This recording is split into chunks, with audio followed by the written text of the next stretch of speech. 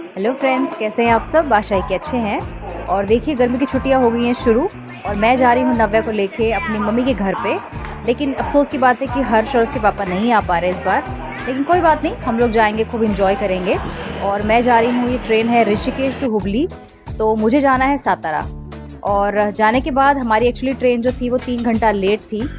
और 3 घंटा लेट होने की वजह से बहुत ज़ोरों की भूख लगी थी, तो हमारी ट्रेन थी 1:30 बजे की। लेकिन हम लोग अब बैठे हैं 4 बजे के आसपास। और मैंने मंगा ली थी वेज थाली, जो कि ना सच बताऊं बिल्कुल भी अच्छी नहीं थी। और मुझे बल्कि ये खाने के बाद थोड़ा सा पेट दर्द भी हुआ, मेरी तबीयत भी थोड़ी ख़राब हुई। हेलो गाइस, और अभी मैं हूँ ट्रेन के अंदर और मैं जा रही हूँ अपनी नानी के यहाँ सातारा। और आप सभी को भी हैप्पी समर हॉलीडेज। वैसे तो मैं हमेशा अपने साथ खाना लेके जाती हूँ ट्रेन में, लेकिन इस बार ऐसा हुआ कि हमारी सुबह 10 बजे के आसपास जो है ट्रेन की सीट्स कंफर्म हुई। पहले तो वेटिंग में चल रही थी, तो बड़ी मुश्किल से सीट कंफर्म हुई। हमें भागना पड़ा अचानक से स्टेशन की तरफ। तो जल्दी जल्दी में ना मैं कुछ अपने से मतलब साथ घर से बना के ले जा पाई, तो उस वजह से घर का मतलब नहीं ले जा पाई खाना, तो मुझे ट्रेन का लेना पड़ा। जिसमें कि फिर कुछ देर बाद, क्योंकि जर्नी ना बहुत लंबी थी, आपको मैं बताऊं तो मुझे करीब 40 घंटे लग गए थे सातारा पहुंचने में, क्योंकि ये थी एक स्पेशल ट्रेन। तो बीच बीच में थोड़ा बहुत लिया मैंने खाने को, लेकिन खाना बिल्कुल भी अच्छा नहीं था ट्रेन का गाइस। जैसे वड़ा पाव हो गया, चाय कॉफ़ी हो गई या खाना हो गया, बिल्कुल अच्छा नहीं था। तो ये तो प्रॉब्लम आई थिंक सभी सभी रेलवेज़ में होती ही होती है जब भी हम जहाँ भी ट्रैवल करते हैं।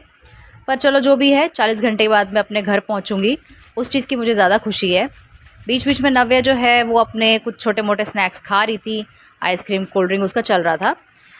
मेरा रिजर्वेशन जो था वो था 2 AC में। और हमें रन टाइम दिखा रही थी ट्रेन 30 घंटे के आसपास, लेकिन ये 11 से 12 घंटे आगे चल के और लेट हो गई, क्योंकि रीज़न था बीच में बारिश का। और प्लस पता नहीं क्या, ये स्पेशल ट्रेन है, इसको आगे जाने का मौका नहीं मिला, बाकी की पीछे ट्रेन आ रही थी। मतलब इस ट्रेन ने ना बहुत ज़्यादा स्टॉपेज लिया है, जगह जगह ये रुक रही थी। तो ये बहुत वर्स्ट पार्ट था इस ट्रेन का, जो कि है ऋषिकेश टू हुबली वाली। अब क्या करें, लेकिन घर जाना है तो थोड़ा बहुत प्रॉब्लम्स देखिए सहन करनी पड़ेगी मुझे। तो नव्या के साथ अब मैं ये जो है ना थंब वाला मतलब यहाँ पे ना एक माउंटेन आता है हमारे घर की तरफ, जब महाराष्ट्र में आप भूसावल क्रॉस कर लेते हो, तो बहुत लोगों ने आई थिंक सफ़र किया होगा, तो उन्होंने शायद इस तरफ ये माउंटेन देखा होगा, जो कि काफ़ी ना सिमिलर लगता है, जैसे कि हमारे थंब होता है, जैसे हाथ का अंगूठा होता है ना, तो उस तरह से ये पहाड़ है। तो इसमें थोड़ा सा मैं ऐसे कैप्चर कर रही थी इमेजेस। और ट्रेन से ये सनसेट देखने में बड़ा अच्छा लगा मुझे। और ग्रीनरी देखिए, हम लोग जब शहरों में रहते हैं तो इतनी ग्रीनरी देखने को मिलती नहीं है, लेकिन थैंक्स टू ट्रेन्स और रेलवेज़ जो कि हमें काफ़ी ग्रीनरी देखने को मिलती है रास्ते में, तो सफ़र बड़ा अच्छा जाता है। मैंने ट्रेन बोर्ड की थी 22 मई को 4 बजे के आसपास, क्योंकि 3 घंटे जैसे मैंने कहा लेट थी। और हमारी ट्रेन जो है वो पहुंची 24 मई को सुबह 7 बजे। तो आप समझ सकते हैं कि कितना लंबा हमारे लिए सफ़र था। 22, 23 और 24 की सुबह 7 बजे पहुँचे हैं।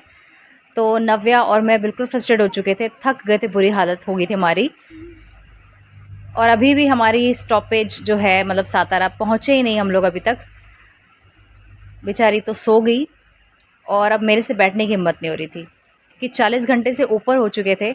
और फिर बच्चे के साथ ट्रैवल करना, आपको इतना लंबा सफ़र, कितनी वॉशरूम की दिक्कत होती है, खाने पीने की दिक्कत होती है, लेकिन क्या करें। चलिए फाइनली मैं पहुंच गई हूँ। पापा आ गए थे हमें रिसीव करने और मेरा भाई भी था साथ में। तो आज बहुत सालों बाद भाई पापा सबसे मिली हूँ और हम लोग जा रहे हैं अपने गांव की तरफ।